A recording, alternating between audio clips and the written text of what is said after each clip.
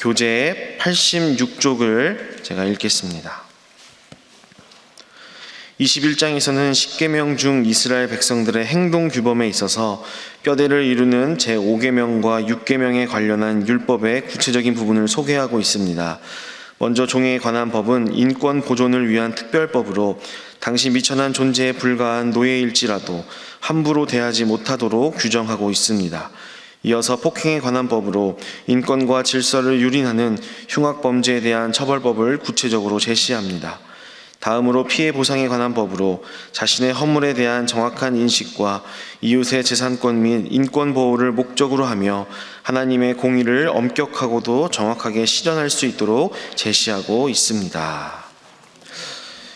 오늘은 출애굽기 21장의 말씀입니다. 우리가 어제까지는 우리가 잘 알고 있는 십계명에 대해서 같이 말씀을 우리가 나누었는데요. 출애굽한 이스라엘 백성들이 이제 시내산에 도착을 하게 되었고, 그곳에서 백성들이 하나님 앞에서 말씀을 전달받으면서 앞으로 하나님의 백성으로 어떻게 살아야 하는지를 배우기 시작했다라고 말씀을 드렸습니다. 그래서 그 첫 번째가 어제 우리가 읽었던 대로 십계명의 말씀이었고요. 그리고 오늘 살펴볼 출애굽기 21장에는 이제 어제 보았던 20장에 이어서 조금 더 구체적인 그런 율법들에 대해서 말씀을 하고 있습니다. 여러분, 그런데 우리가 율법에 대한 이런 성경 말씀을 접하시게 되면 좀 어떤 그런 느낌이 드십니까? 대부분 많은 성도님들이 열정적으로 이제 출애굽기 1장에서부터 말씀을 잘 읽기 시작하십니다. 19장까지는 쭉 스토리를 따라서 재미있게 읽어오시다가 이제 20장부터 이제 십계명을 마주하시게 되죠. 20장의 십계명은 그래도 우리가 어느 정도 익숙하니까 또 재미있게 잘 읽으시는데, 21장에 오면서부터는 이제 종에 관한 법, 폭행에 관한 법, 배상에 관한 법, 뭐 여러 가지 이제 법 얘기가 나오기 시작을 하니까 좀 지루하기도 하고, 내가 뭐 이런 것까지 알 필요가 있을까 하는 그런 마음에 좀 쉽게 건너뛰게 되시거나 하는 그런 모습들을 좀 보게 됩니다. 여러분, 하지만 사실 이 율법에 대한 설명이 있는 이 본문이야말로 우리가 믿는 하나님이 얼마나 선하신 분이신지, 우리가 믿는 하나님이 얼마나 좋은 분이신지를 발견할 수가 있는 좀 금광석과 같은 그런 본문입니다. 하나님께서 왜 이런 법을 만드셨을까? 그 의미를 깨닫고 발견하게 되면 하나님의 성품, 또 하나님의 뜻, 하나님의 마음을 우리가 알 수 있게 되기 때문입니다. 그래서 오늘도 우리를 향한 하나님의 기뻐하시는 뜻이 무엇인지를 같이 살펴보고 다 같이 함께 기도하도록 하겠습니다. 오늘 우리가 기도할 제목은요, 약자를 보호하시는 하나님을 따르게 하소서입니다. 약자를 보호하시는 하나님을 따르게 하소서입니다.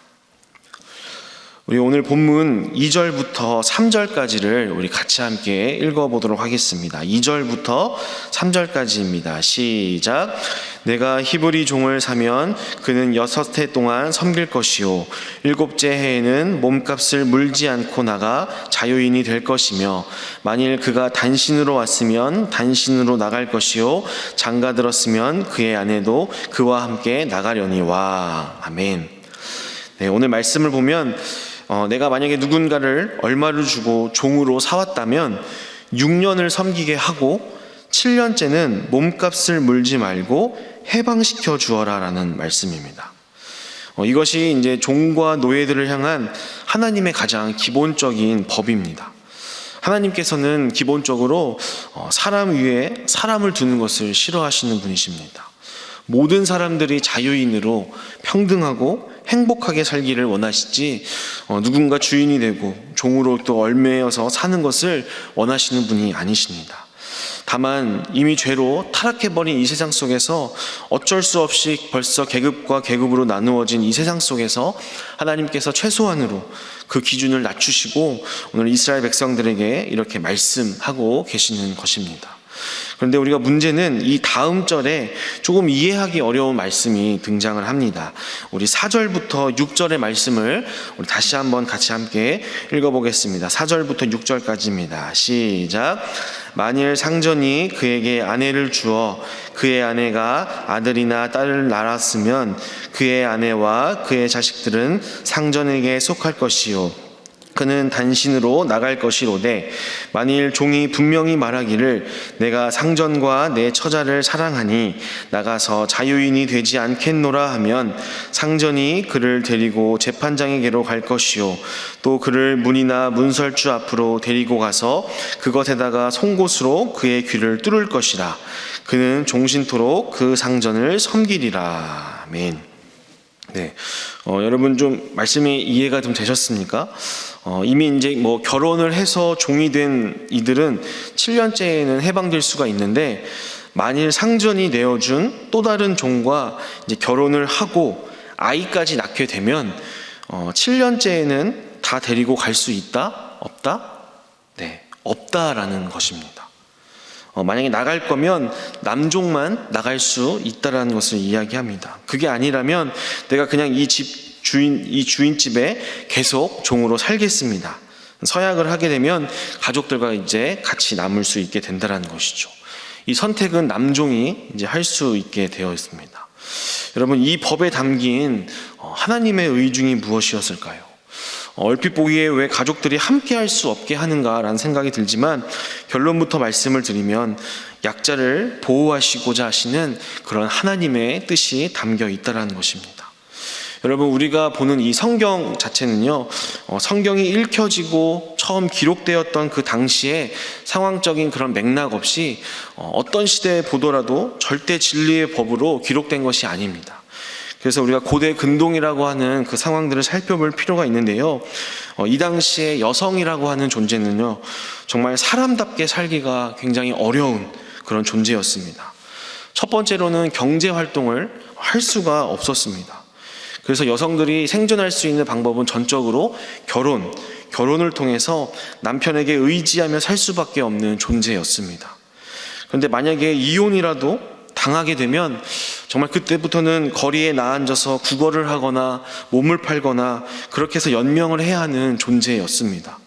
그런데 그 이혼이라는 것도 여성들은 청구할 수조차도 없었고요, 남자들에 의해서 너무나 쉽게 자행이 되었습니다. 만약에 남편이 식사를 하고 있는데 돌을 씹게 되었습니다. 그래서 너 나가 라고 이렇게 이야기를 하면 이것이 정말 합당한 이혼의 사유가 됐을 정도로 이 당시에 여성들은 정말 존재 자체가 위태위태한 그런 존재였습니다.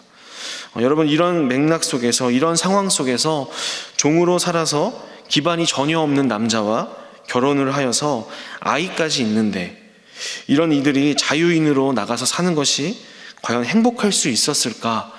이것들을 생각해 볼 때에 최소한 주인의 집에 거하게 하면서 사회적 약자인 여성과 아이들을 지키기 위한 법이었다는 것입니다. 여러분, 7절부터 11절까지의 말씀도 이와 같은 맥락입니다. 여러분, 7절 말씀을 다 같이 함께 읽어보겠습니다. 시작. 사람이 자기의 딸을 여종으로 팔았으면 그는 남종같이 나오지 못할지며. 아멘. 네, 이렇게 말씀합니다. 왜 남종과 같이 7년째에는 나오지 못하게 할까요? 남녀 차별이 아니라 앞에서 말씀드린 것처럼 여성들은 자유인이 되었다고 한들 경제 활동이 불가능했습니다. 그래서 어떻게 해서든지 이 주인이 맞이하여서 살아갈 수 있도록 여종들을 보호하기 위한 법이었습니다. 9절부터 11절 말씀을 보시면, 만일 그를, 여종을 이야기한 거죠, 그를 자기 아들에게 주기로 하였으면 그를 딸같이 대우해야 될 것이다 라고 말씀하고 있습니다. 또 만일 상전이 다른 여자에게 장가들지라도, 이 여종을 맞이하지 않고 다른 여자에게 장가들지라도 그 여자의 음식과 의복과 동침한 것은 끊지 말 것이요 라고 말씀합니다. 정말 최소한 이 여종의 인간다운 삶을 보장해 주되, 또 11절에 보면 그가 이 세 가지를, 주인이 이 세 가지를 시행하지 아니하면 여자는 속전을 내지 않고 거저 나가게 할 것이다 라고 이야기하고 있습니다. 주인이 아주 악하여서 최소한의 인간다운 삶을 보장해 주지도 않는다면 그때는 아무런 돈도 받지 말고 내보내주라 라고 말씀하고 있다는 것이죠. 여러분, 또 22절 말씀을 또 보시면 사람이 서로 싸우다가 임신한 여인을 쳐서 낙태하게 하였으나 다른 해가 없으면 그 남편의 청구대로 반드시 벌금을 내되 재판장의 판결을 따라 낼 것이니라. 그러나 다른 해가 있으면 갚되 생명은 생명으로, 눈은 눈으로, 이는 이로, 손은 손으로 바른 발로, 된 것은 된 것으로, 상하게 한 것은 상함으로, 때린 것은 때림으로 갚을지니라 라고 말씀합니다. 여러분, 사회적으로 최약자이면서도 동시에 가장 보호받아야만 될 그런 사람들이 누구이겠습니까? 바로 이 본문에서 말씀하고 있지만 임산부들입니다.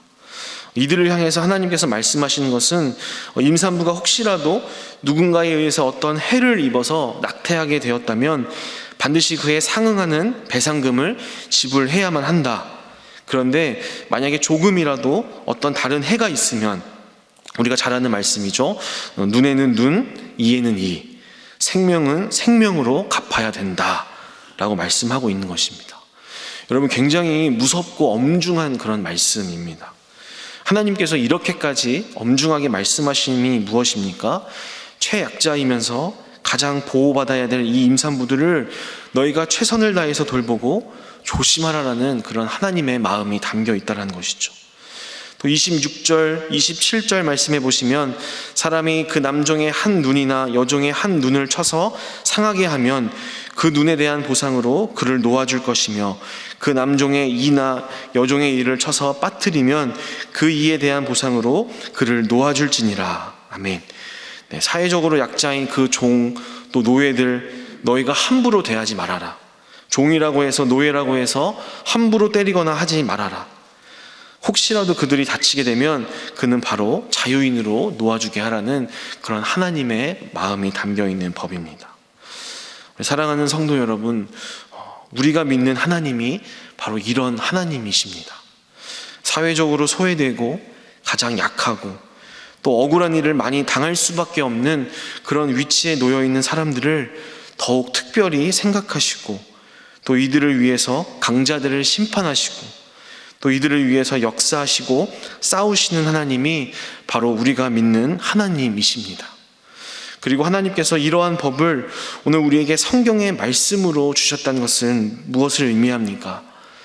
하나님이 주님이라고 믿고 따르는 자들이라고 한다면 이러한 하나님의 뜻, 이러한 하나님의 성품과 같이 우리 주변의 사회적 약자들을 찾아내고 이들의 어려움과 고통을 헤아리고 또 위로하고 돌보고 이들을 위한 편에 설 수 있는 우리가 되기를 기대하고 계신다라는 것입니다.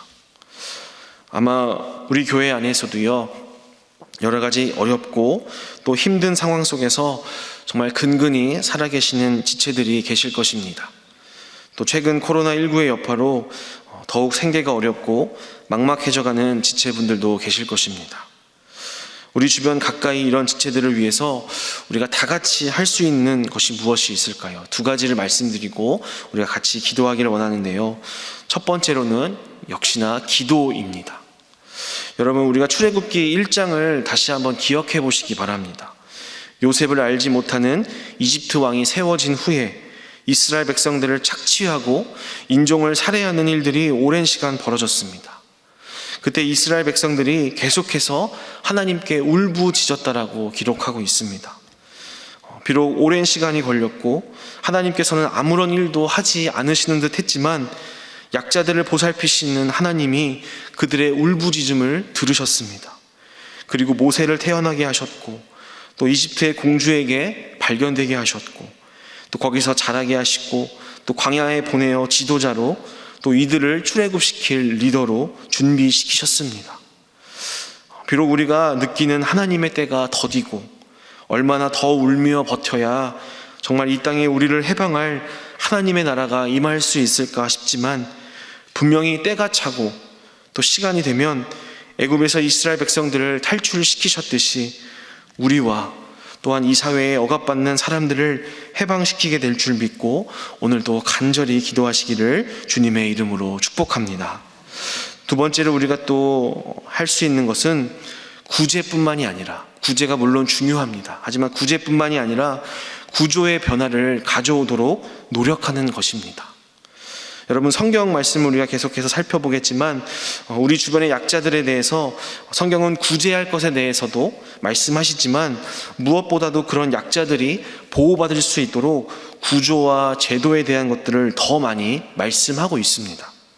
오늘 우리가 살펴보았던 그 율법들 또한요, 사회적인 약자들이 피해를 받지 않도록 사전에 예방하고 또 보호하는 그런 제도들이었습니다. 또 우리가 앞으로 살펴보게 되겠지만 고아와 과부들을 위한 11조 제도, 또 아무런 보상도 없이 노예를 해방시키고 땅도 본래의 주인으로 돌아가게끔 하는 희년 제도, 여러 가지 이런 구조의 문제들을 다루어야지 진정한 변화가 일어날 수 있다는 것을 성경이 우리에게 말씀하고 있다는 사실입니다. 여러분, 그래서 더욱 정치의 문제에 관심을 가지셔야 합니다. 우리가 투표할 때도 공부를 열심히 하셔야 합니다. 우리가 뽑은 국회의원이 그 국회의원으로서 삶이 달라질 우리 사회의 약자들이 많습니다. 어떤 후보가 또 어떤 정당이 정의에 더 관심이 많은가, 약자들에 대한 관심이 많은가, 이것들을 잘 살피며 참여한 것이 또한 근본적인 구조를 변화시키는데 우리가 참여할 수 있는 출발점이 될 것입니다. 사랑하는 여러분, 이 시간 우리가 나눈 말씀들을 우리 함께 기억하면서 함께 기도하겠습니다. 약자를 보호하시는 하나님, 그 하나님을 의지하며 이 땅의 모든 사회적인 약자들을 고통에서 해방시켜 주시기를 기도하시고, 또 우리가 그 일을 앞장서서 감당할 수 있도록 내 문제에만 함몰되지 않게 하시고, 또 서로를 돌아보고 구제와 또 구조의 변화를 위해서 기도하며 노력함으로 정말 하나님의 나라가 이 땅에 임하는데 쓰임받게 해달라고, 또 여러분의 기도 제목으로 다 같이 함께 기도하시도록 하겠습니다. 함께 기도하겠습니다. 주여 믿습니다. 주여 믿습니다. 주여 믿습니다.